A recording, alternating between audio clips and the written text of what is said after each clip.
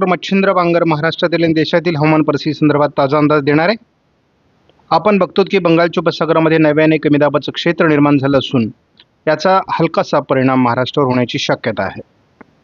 एकूणच उत्तर भारतात असलेली सिस्टम आणि बंगालच्या उपसागरात असलेली सिस्टम या दोघांमध्ये ट्रफ लाईन तयार होण्याची शक्यता आहे। आपण बघतो की या ठिकाणी उत्तर भारतामध्ये तर या ठिकाणी बंगालच्या उपसागरात दोन सिस्टम आहेत। या दोन्ही सिस्टममध्ये एक ट्रफ लाईन तयार होईल। त्याच वेळेस एक क्षेत्र हे गुजरातच्या दरम्यान अरबी समुद्रात आहे। या क्षेत्रांमध्ये जेव्हा ट्रफ तयार होईल तेव्हा त्या भागात पावसाचा अंदाज राहील। महाराष्ट्रामधील पाऊस उघडला आहे। महाराष्ट्रात कुठेही मेघगर्जना नाही। मात्र आपण बघतो नव्याने कमी दाबाचं क्षेत्र हे बंगालच्या उपसागरात तयार झाल्यामुळे त्या ठिकाणी एक मेघगर्जना आहे। पूर्व भारतामध्ये एक सिस्टम आहे तर उत्तर प्रदेशवर एक सिस्टम आहे। एकूणच या सर्व सिस्टममुळे सध्या भारतामध्ये मान्सून परतीचा प्रवास करू शकलेला नाही। आपण जर महाराष्ट्रातली सध्याची पाण्याची स्थिती बघितली तर आपल्या लक्षात येईल की मेजर प्रोजेक्टमध्ये नागपूर विभागामध्ये गेल्या वर्षी 91% पाणीसाठा होता, तो आता या 90.53% आहे। तर अमरावतीमध्ये गेल्या वर्षी 98.23% होता, यावर्षी 97.70 म्हणजे जवळपास समान आहे। गेल्या वर्षी 93% पाणीसाठा हा छत्रपती संभाजीनगर विभागात होता, तो यावर्षी 96.5% आहे। गेल्या वर्षी 98% पाणीसाठा नाशिक विभागात होता, तो यावर्षी 98% आहे। म्हणजे पूर्ण त्या क्षमतेने पाणीसाठे भरलेले आहेत। पुणे विभागात देखील पूर्ण क्षमतेने पाणीसाठे भरलेले आहेत आणि कोकण विभागात देखील पाणीसाठे जवळपास 98.5 म्हणजे 100% क्षमतेने भरलेले आहेत। आपण एकूण पाणीसाठा जर मेजर प्रकल्पातला बघितला तर 96.68 आणि 96.85 म्हणजे जवळपास पूर्ण क्षमतेने पाणी प्रकल्प मेजर पाणी प्रकल्प हे महाराष्ट्रातले भरलेले आहेत। दुसरं महत्त्वाची बाब म्हणजे मीडियम प्रकल्पामध्ये आपण एकत्रित साठा बघितला तर गेल्या वर्षी तो 73% होता, यावर्षी तो 82% पुढे पोहोचला आहे।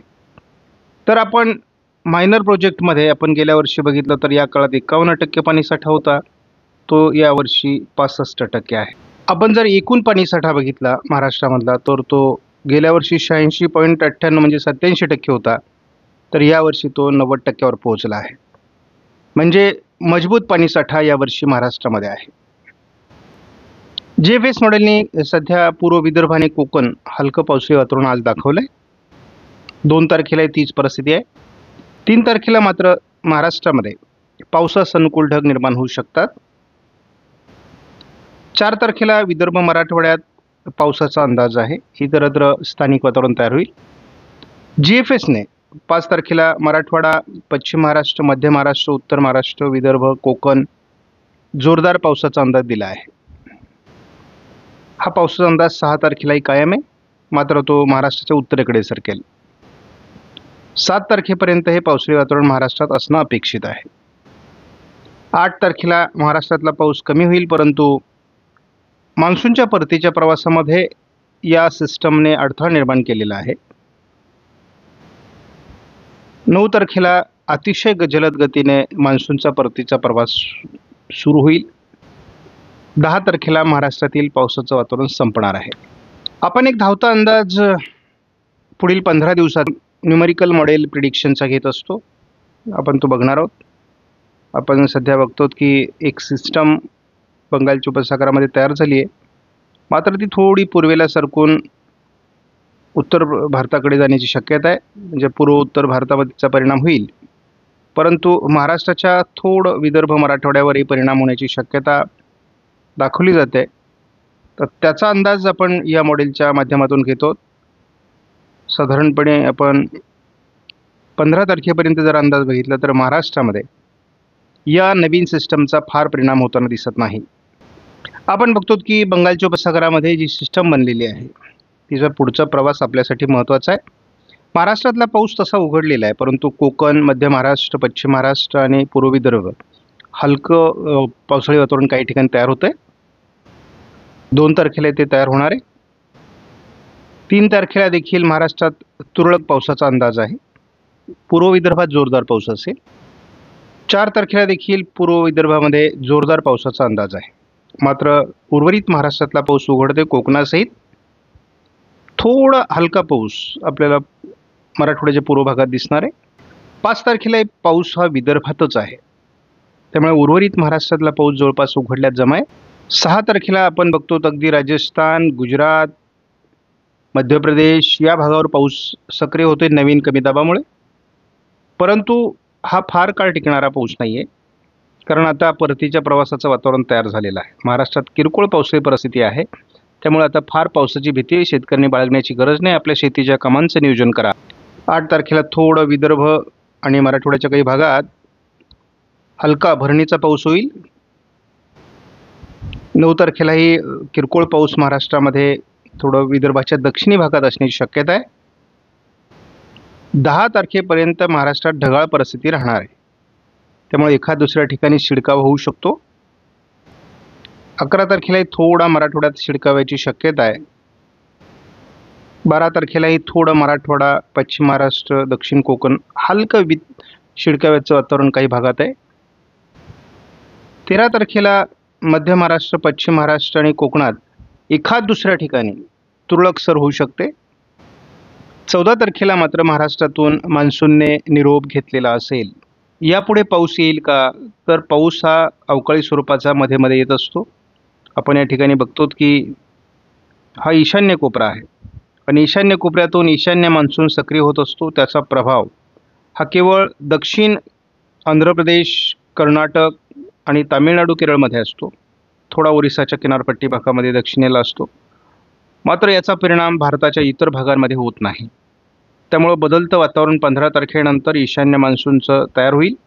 महाराष्ट्रावरून गेलेली एक सिस्टम जी गुजरातच्या दरम्यान अरबी समुद्रामध्ये आहे, त्यामुळे गुजरातमध्ये पाऊस आठवडाभर सक्रिय राहण्याची शक्यता आहे. विशाखापट्टणमच्या दरम्यान दुसरी सिस्टम आकार घेते आहे, मात्र ही भुवनेश्वरकडे सरकून झारखंड, छत्तीसगड, पश्चिम बंगाल, ओरिसा असं करत ती मध्य प्रदेशच्या पूर्व कोपऱ्यातून उत्तर प्रदेशकडे जाण्याची शक्यता आहे आणि अगदी राजस्थानपर्यंत ती पाऊस देण्याची शक्यता आहे आणि हा शेवटचा पाऊस असेल मान्सूनमधला. तसं या सिस्टमचा महाराष्ट्रावर विशेष परिणाम नाही. थोडा पूर्व विदर्भामध्ये 4, 5, 6, 7 पाऊस असण्याची शक्यता आहे. महाराष्ट्रामध्ये जवळपास 10, 11 तारखेपर्यंत स्थानिक वातावरण आहे. अतिशय किरकोळ अशा प्रकारचं पाऊसमान असू शकतं एखाद दुसऱ्या ठिकाणी. मात्र 14 तारखेपासून पूर्णतः निरभ्र आकाश होणार आहे. 14 तारखेपासून पूर्णतः मान्सून निरोप घेईल. सध्याच्या सिच्युएशनला आपण बघतो बंगालच्या उपसागरामध्ये कमी दाबाचं क्षेत्र आहे, मात्र आपण महाराष्ट्रामध्ये उच्च दाबाचं क्षेत्र तयार झालं आहे. त्यामुळे महाराष्ट्रातील पावसाचं प्रमाण कमी होणं अपेक्षित आहे. 1 तारखेपासून 4 तारखेपर्यंत केवळ पूर्व विदर्भात पावसाचा अंदाज आहे. इतरत्र किरकोळ पावसाळी परिस्थिती. जो महाराष्ट्रावर पावसाळी परिस्थिती निर्माण होणार होती तिचा प्रभाव कमी होतोय. त्यामुळे 5 तारखेपासून अगदी 9 तारखेपर्यंत केवळ पूर्व विदर्भात पावसाचा अंदाज आहे. थोडा उत्तर महाराष्ट्रात हलका पावसाचा अंदाज आहे. कोकणातही हलक्या सरींची शक्यता आहे. मात्र पश्चिम महाराष्ट्रातला पाऊस उघडतोय. मराठवाडा, मध्य महाराष्ट्राच्या दक्षिण भागातही पाऊस उघडणार आहे. आपण 10 तारखेपासून जवळपास 15 तारखेपर्यंत जरी अंदाज घेतला तर किरकोळ पावसाळी परिस्थिती महाराष्ट्रामध्ये या दरम्यान आहे. त्यामुळे केवळ ढगाळ वातावरण आहे असं म्हटलं तरी चालेल. विशेष पाऊस महाराष्ट्रामध्ये होणार नाही. दोन्ही समुद्रात असलेल्या वादळी सिस्टममुळे भारतात पावसाचं वातावरण कायम आहे. महाराष्ट्रामध्ये थोडं मध्य महाराष्ट्र, उत्तर महाराष्ट्र आणि कोकण, पूर्व विदर्भात आज पावसाचा अंदाज आहे. नगरच्या काही भागामध्ये म्हणजे पश्चिमी भाग खास करून पुणे, पूर्व सातारा, पूर्व भागात एखाद दुसऱ्या ठिकाणी पावसाचा अंदाज आहे. थोडा विदर्भात पावसाचा अंदाज आहे. कोकणासहित पावसाचा अंदाज पश्चिम महाराष्ट्र, मध्य महाराष्ट्र, मराठवाडा, उत्तर महाराष्ट्र 3 तारखेलाच उघडतोय. केवळ विदर्भात पाऊस असेल. 4 तारखेला देखील केवळ विदर्भामध्ये पाऊस आहे. 5 तारखेला थोडं लातूर दक्षिण आणि विदर्भात पावसाचा अंदाज आहे. बाकी महाराष्ट्रातला पाऊस उघडतोय. मुंबईसह ठाणे, पालघरमध्ये, नाशिक पश्चिममध्ये पावसाचा अंदाज 6 तारखेला आहे. 7 तारखेला तसा महाराष्ट्रातला पाऊस बऱ्यापैकी उघडतोय. 8 तारखेलाही फारसं पावसाळी वातावरण नाही. 9ला किरकोळ ढगाळ परिस्थिती. 10 तारखेला किरकोळ ढगाळ परिस्थिती. 11 तारखेला महाराष्ट्रात किरकोळ ढगाळ परिस्थिती असणार आहे. 12 तारखेला थोडं पुणे, सातारा, रायगड, रत्नागिरी, सिंधुदुर्ग, सांगली,